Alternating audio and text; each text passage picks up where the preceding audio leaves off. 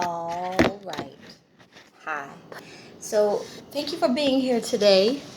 I hope that your healing journey is as beautiful as you are, a reflection of your beautiful, bountiful, limitless, unlimited growing soul. All right.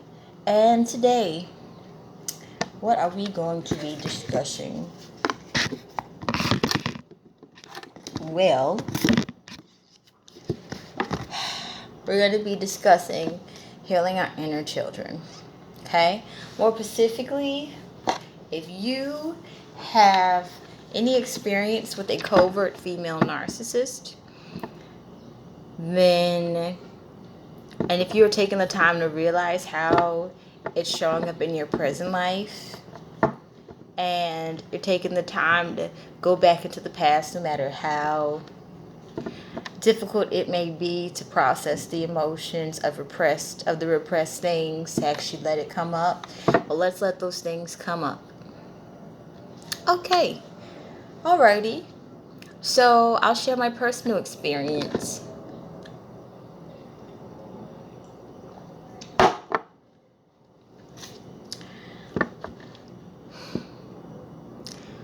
I have been getting triggered by female or covert female narcissist. More so psychologically being manipulated in that department. However, I have not been manipulated as in the past, but I am able to closely identify when there is a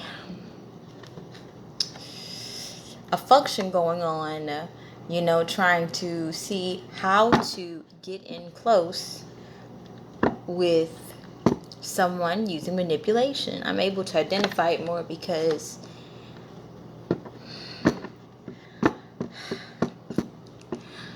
the relatives I grew up with, classic covert female narcissists, and the full moon in Aries, not full moon, but the new moon in Aries is bringing up a whole lot of stuff. A lot of stuff has been coming up day in and day out. And I'm gonna be honest, it's about time. So I got triggered. It annoys me when a covert female narcissist has gotten so used to hiding that they're one of those things, and they are busy profiling you, but also speaking in a way where others won't be aware of who they are at a gut level. I mean, how are you going to get the proof that there's a narcissist there unless you actually, have proof of it? That's what the world says. So if you are ready to heal and say, hey, I know what I experienced, and I'm ready to move forward so that I can get unstuck and stagnant in life, well, let's do this. We're going to ask the cards, how can we heal from narcissistic abuse from covert female narcissists?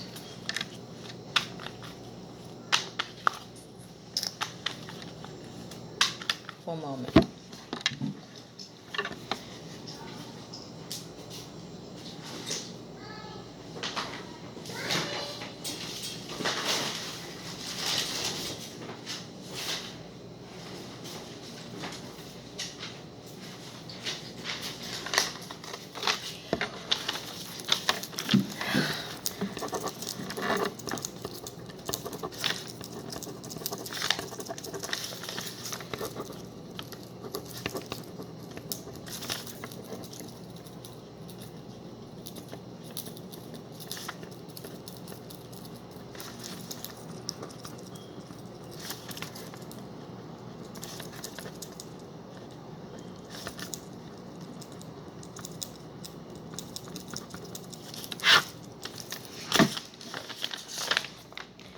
Alrighty.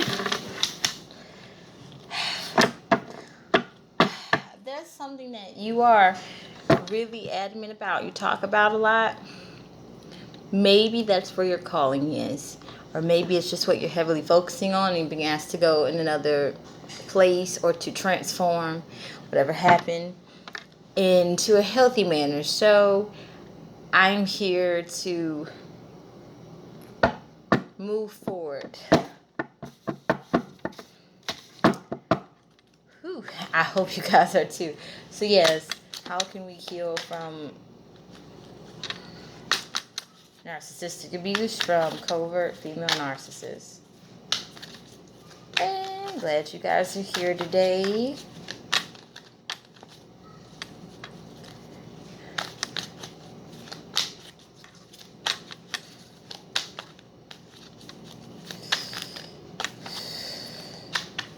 Please go outside and pick up trash in Mother Nature. Do some grounding. Cry. Sit in silence outside in nature. Like really get so silent that everything has an increased volume. The sway of the grass as the wind moves through it. You know, the beautiful flying animals. Be so quiet and so still that you can feel, you know, feel the wind move like a breath in and out of your mouth. Be able to feel your mouth, you know, breathe, and how distinct it is from when you're just normally moving and busily and things of that nature. Okay.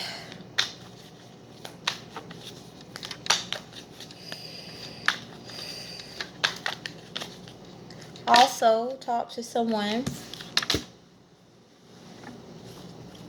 that you trust. So what came out is the devil upright.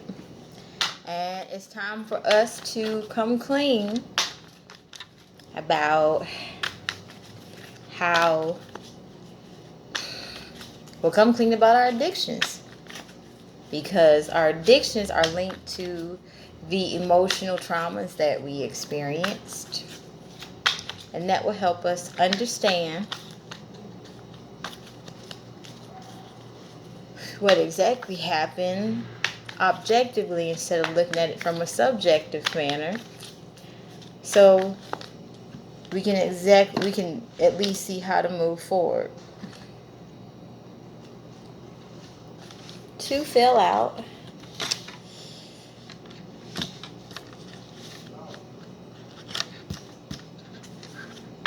All right. The Star in reverse and the King of Swords in reverse. Okay. So also the Devil card is talking about shadow work. So my addiction is being addicted to being petty by playing chess with narcs. I'm gonna be honest with you. You know, I have to be honest. The more you don't say something, the more powerful it becomes, okay? And I am, you know, taking actions to not do that. However, to get there, I have to look at it. The emotional thing that was neglected in me was me not being validated at anything that I was great at. But me being shamed and guilted with just about a whole bunch of things, and things that I did do, I was made to feel really bad about it. And then there was times things were dumped on me. So in a way to protect myself, I started playing chess. And I felt safe doing that. However, I'm too old to be playing chess, motherfuckers, okay? I'm not playing any games. My life is all about peace now. So what addictions do you have related to the emotional trauma that you experienced from being narked, right? All right, the Star in reverse. Hopelessness. I'm also picking up stagnation, dimming your light. The King of Swords. manipulation, abuse of power mentally. Let's acknowledge that this happened. Let's talk about how it makes us feel. Let's acknowledge that if and when this happened to you as a young child, you didn't ask to be in this situation. You didn't ask to be manipulated, did you? You didn't ask to be feeling lost and hopeless.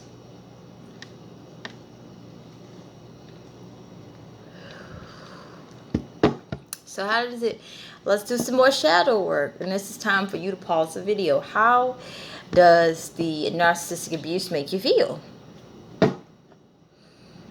Like crap. Like, goddamn, what did I do to ask for this? But then that's where the shame and guilt comes in. We realize we didn't ask to be narc, did we? No, we didn't ask for that shit.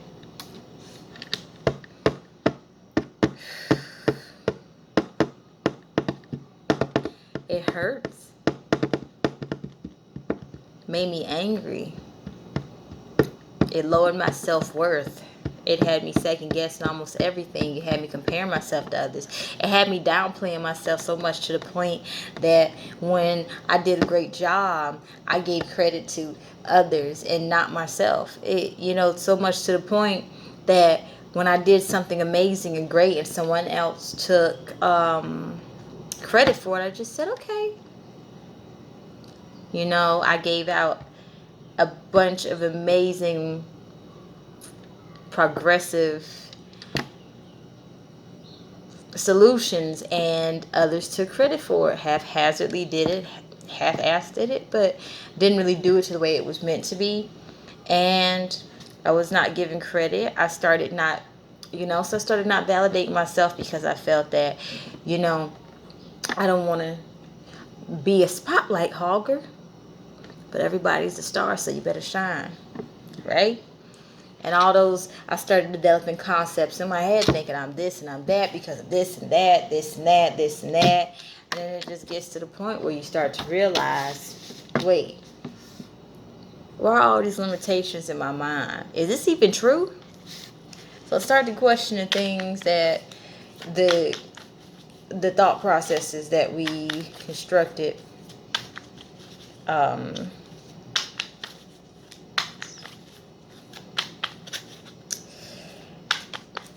the thought process that we constructed in correlation to these experiences.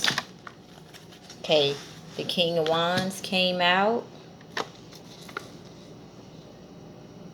I'm hearing it's time to be inspired again. Take control of our own lives.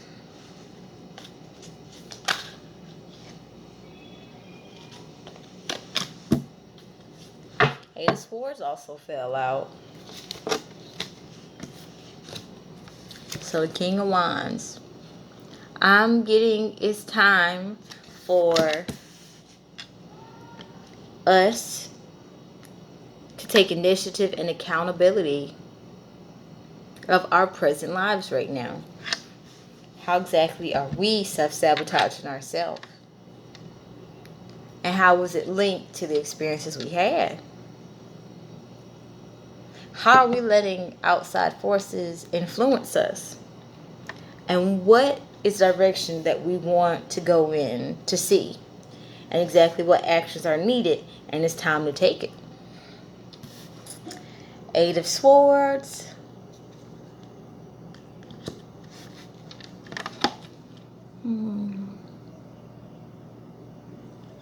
Give me a moment.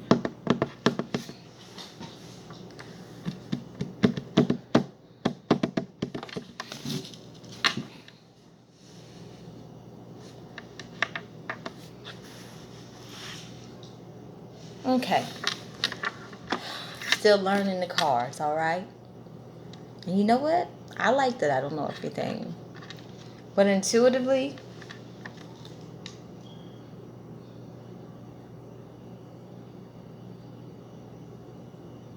I'm picking up we can get ourselves out of our funk.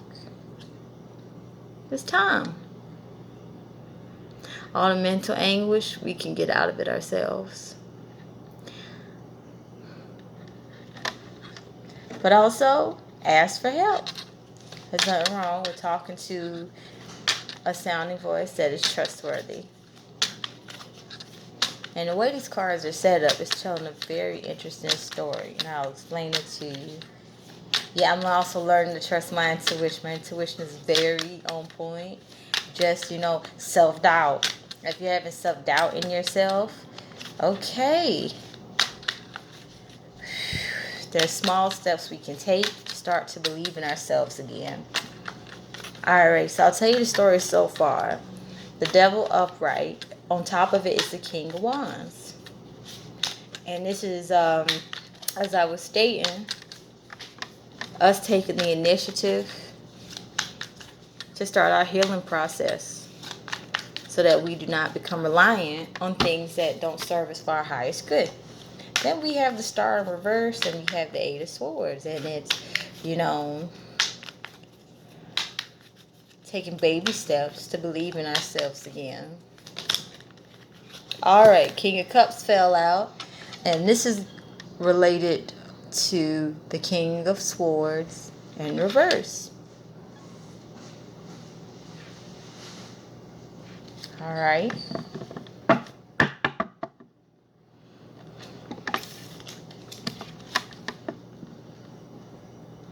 Intuitively, I'm getting, we've learned a lot. We've learned that our emotions do count and do matter, but we also have learned discernment in, discernment in who to share these emotions with. These sacred, precious emotions that tell us a lot about ourselves, These experiences that we have deep within ourselves that are very personal and intimate with ourselves. We've learned discernment. I mean, if you're going to be a ruler, you have to have discernment. We've learned that it's okay for us to feel whatever emotion that we feel, whether it's negative or positive. It's serving us for that moment. And negative emotions alerting us to something that we possibly were not aware of. For example, for getting angry because someone said no, it could alert us to possibly feeling like, hey, I wish you hadn't said no because it gives me this. It reminds me of something and an experience I had. And I've been basing this, my current life off an experience that happened to me in a decision and choice I made in that moment. I've been having it as if this is how life is from now on. However, I'm seeing that this belief system isn't serving me anymore. So now that it's time, I look at what happened and I realize that's what I believed then and that I want to think something different now. So the King of Swords, the manipulation we experience with our emotions, we have become more emotionally stronger. Interesting, right? A beautiful thing that has come from something so ugly. And for us to become emotionally stronger, it's time for us to release the repressed negative emotions that are now holding us captive and causing us to be stagnant, getting our chakras out of balance. Okay? A lot of people are talking about manifesting money and all this good stuff. What about overall well health and being? So, the King of Cups is very emotionally intelligent, but he also knows that it's not for everybody to see. That doesn't mean don't express yourself at all. The King of Cups has just found a wise way to express his emotions in public, because if you have the King of Cups, you are going to be, in a leadership position. Others are going to be looking up to you. So are you going to let your emotions run the show? And this is where the discipline comes in. So we are being asked to develop a discipline. We're going to feel these emotions. We're going to, let them be there, pass through in their own way. And let's not let our emotions run the show, no matter how uncomfortable they are. Also, the Tower fell out. And it is with the Devil upright, the King of Wands upright, and I am getting that this radical change that we're choosing to make to heal is going to, for some, cause a turbulence in our lifestyle changes, what we got used to, what we want to continue. It doesn't serve us. So the Tower is saying belief systems that we've had must come crashing down with the conscious choice and conscious action to move in a new direction. Because it is going to make you uncomfortable when you start to realize the role you play. I mean, if you've gotten used to enabling unhealthy behavior, then more than likely you may have done it for a while thinking that this is normal. However, the old way of thinking doesn't serve us anymore now, does it? And going about changing it, your inner world you're going to see outside, your external is going to be completely different. I mean, you'll be looked at differently, treated differently. And some from your past will say, hey, who are you? And you can just simply say, I'm healing. Imagine that star in reverse, upright. I'm healing. And healing is much needed on this planet right now. So let that Tower moment happen. Don't be afraid of it, okay? We also have the King of Pentacles coming out. We're seeking stability, We're seeking stability in the physical. However, us, if we continue feeling unworthy in a low energy of, no self-love, and we choose not to walk out of it, but I believe we should, we're not going to have that security that we're seeking within ourselves. And you're seeking security. You may look for it in money, and you may be having trouble manifesting it in money. Or maybe you do have the money and you still don't feel that you're adequate enough, you're enough. What we're truly seeking is to be whole within ourselves. And this experience that we've had, lesson knowledge,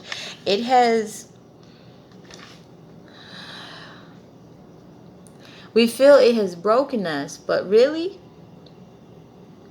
we're the phoenixes. We rise again. We're seeking security within ourselves so that we are not dependent on others for validation. And it's going to start with us, being honest about things, forgiving ourselves. Eventually, when you're ready, forgiving those. That's too many.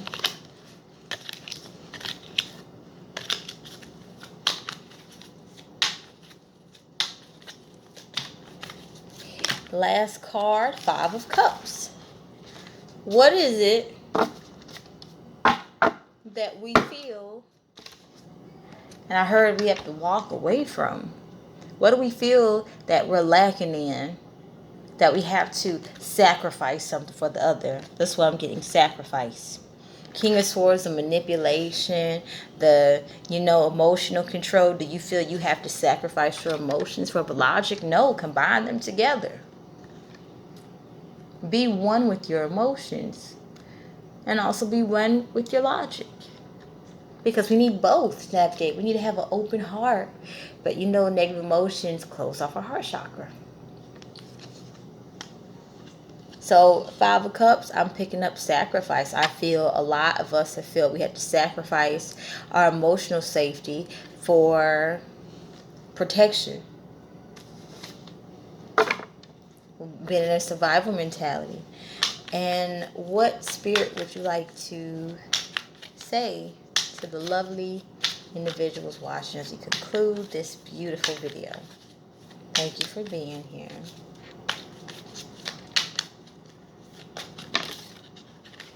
Okay, this fell out first. The Hermit. Take some time alone.